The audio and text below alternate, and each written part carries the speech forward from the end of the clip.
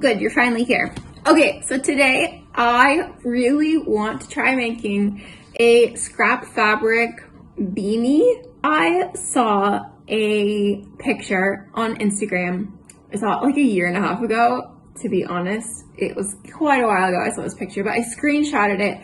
And for some reason, when I saw this picture, it screamed at me, scrap fabric beanie.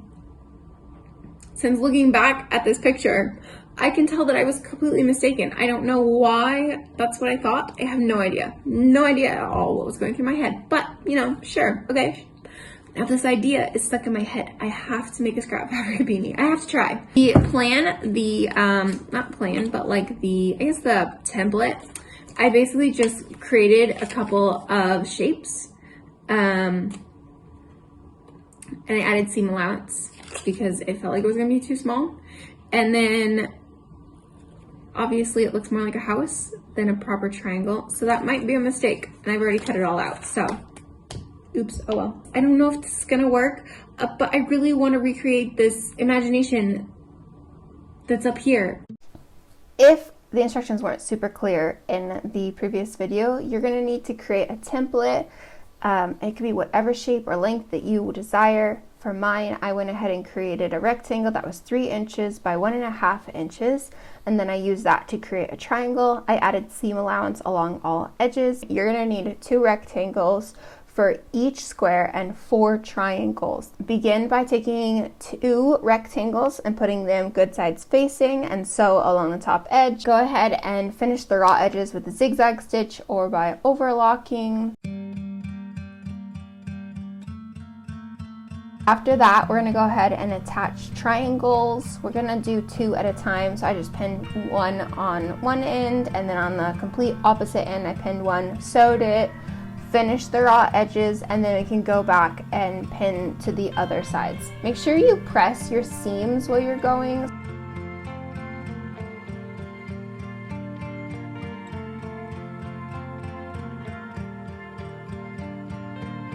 After you have your triangles all pinned and sewn together, go ahead and cut them.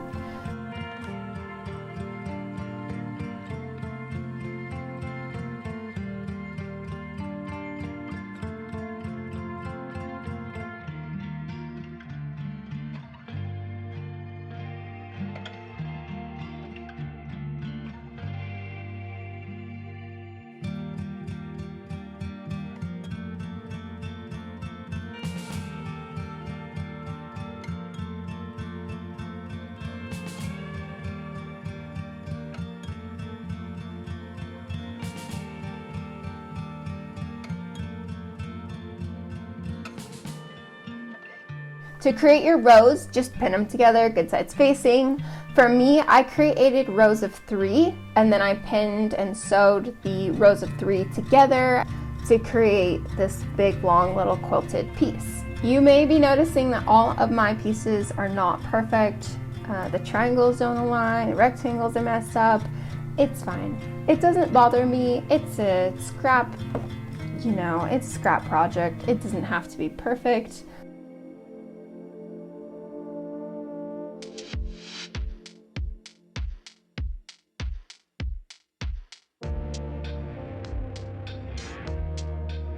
Cut out some fabric, maybe batting or something, just to use on the back side of your little quilted piece. For me, I use some old sweatpants. Pin everything in place. I really recommend that you use safety pins for this, not sewing pins like I used, but here in Peru, they sell them individually or in very small clusters like 5 or 6.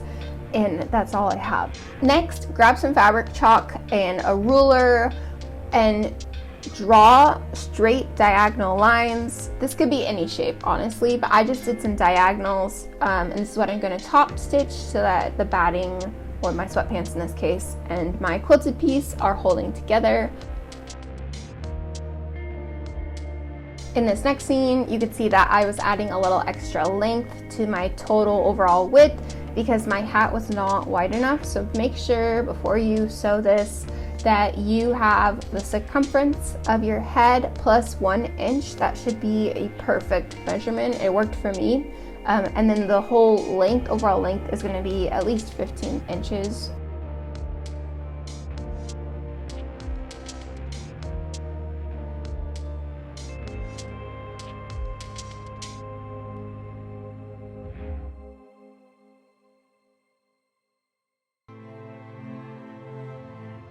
After that, go ahead and cut off any ugly bits. I use my ruler to create the perfect rectangle shape, just to make sure everything was cut evenly, and you just want to trim it up.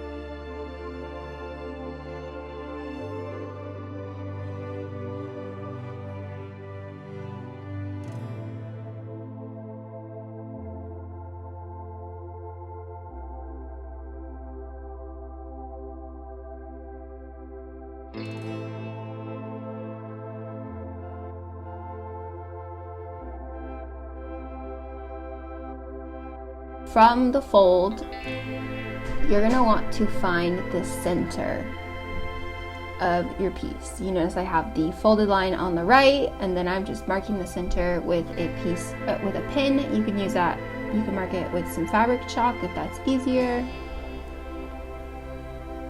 Down from the top, you're gonna wanna mark 3 inches. This is how deep the hat's gonna be.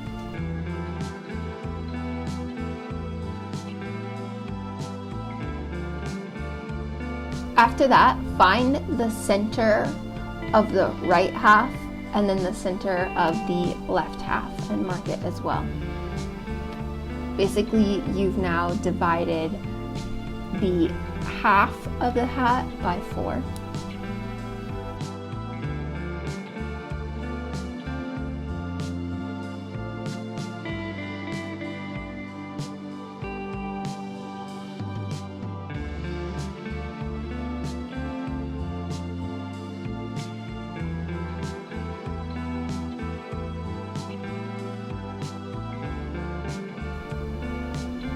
From these center marks, I drew a straight line up.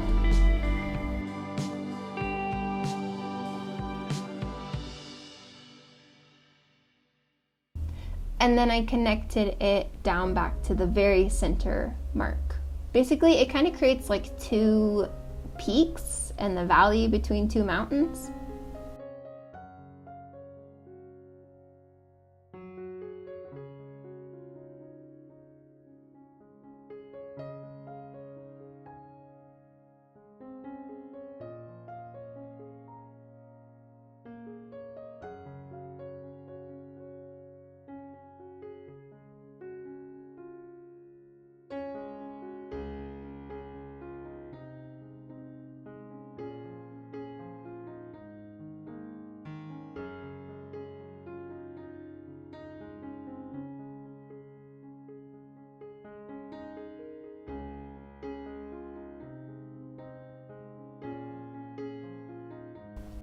You're gonna want to round these shapes out just a little bit. You don't want them to be super angular and pointy because your head is probably not angular and pointy.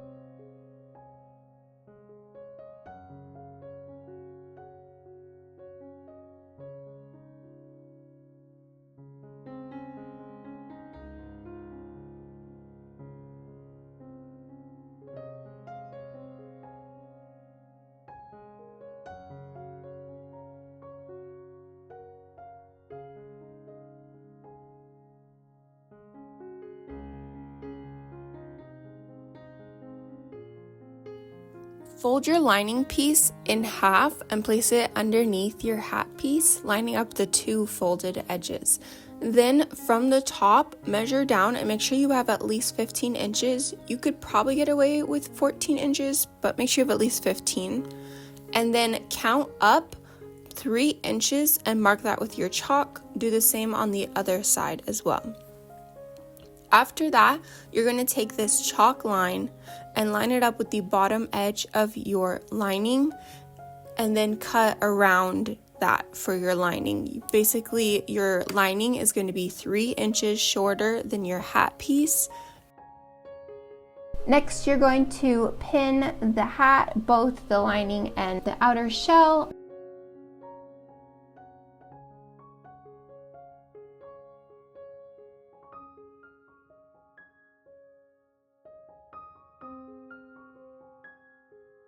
Open up the center and pin those pieces as well, making sure to line up the seams.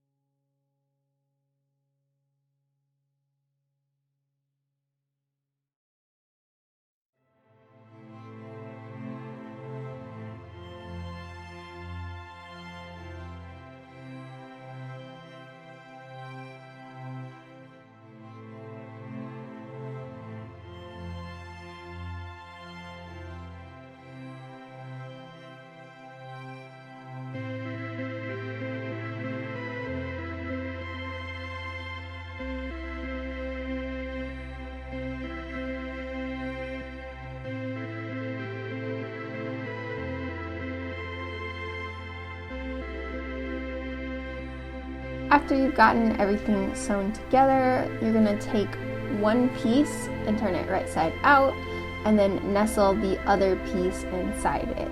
I do want to make a quick note that if you'd like to add a tag to your hat, now would be the best time to do it, and you can sew it to your outer shell and then go ahead and pin everything in place.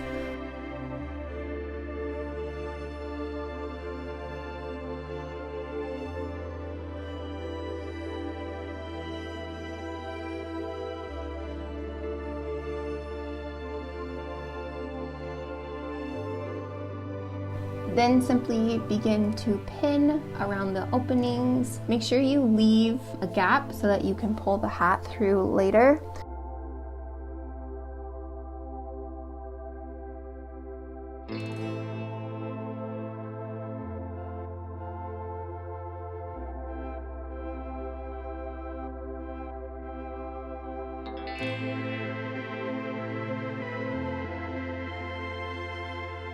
I went ahead and zigzag stitched the opening as well, and then just pushed it out. Pushed them both through the hole to pull them right sides out.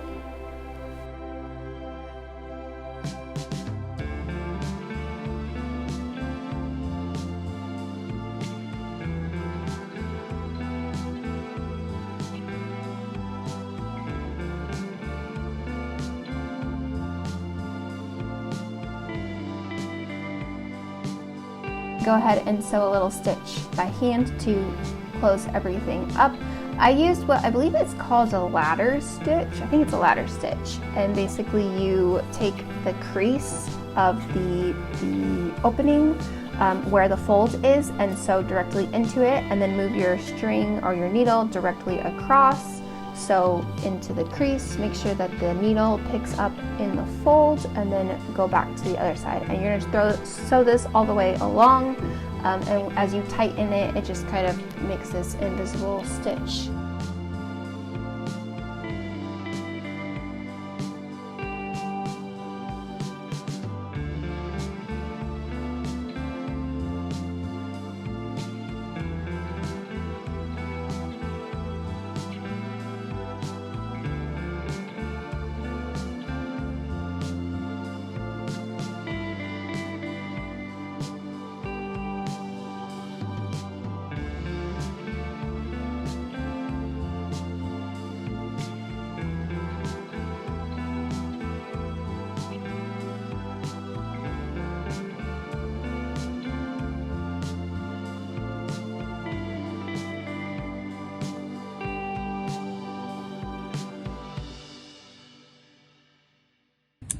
Oh my gosh, I finally did it. I finally finished it.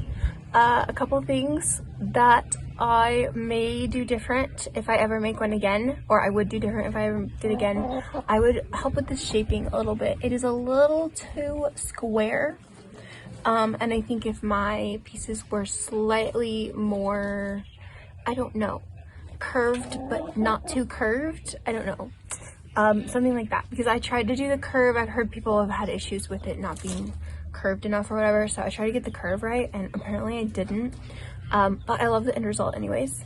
It also takes a little finagling to get it in the proper spot, but I'm really proud of, like, it's not ruining my hair. But because it's so slippery, you gotta really like work it up. And maybe the hat needs to be a little less long. I don't know. It's like, I don't know. But overall, I'm very, very happy with the end result. Hello, what are you doing out here? I'm so proud of the end result. I was worried that I was wondering at one point if I would need to add some kind of elastic, because usually beanies are kind of a stretch material. But if it's perfect. So the measurements I took, golden. I love how I was able to make the whole thing out of scrap fabrics. And is it perfect? Absolutely not. Because there's some odd stuff and the triangles are messed up and whatever. But I love it. I love how it turned out, and I will definitely wear it because I think it turned out super cute. And it took me 3 weeks to make, so I think it was worth it. Are you watching a chicken? Leave the chicken alone. Oh, the chicken is coming for you. The chicken is starting to chase the cat, so maybe I should go step in there and I should go before the mosquitoes start to eat me. But I hope you loved it as much as I love it, and I will see you later. Bye!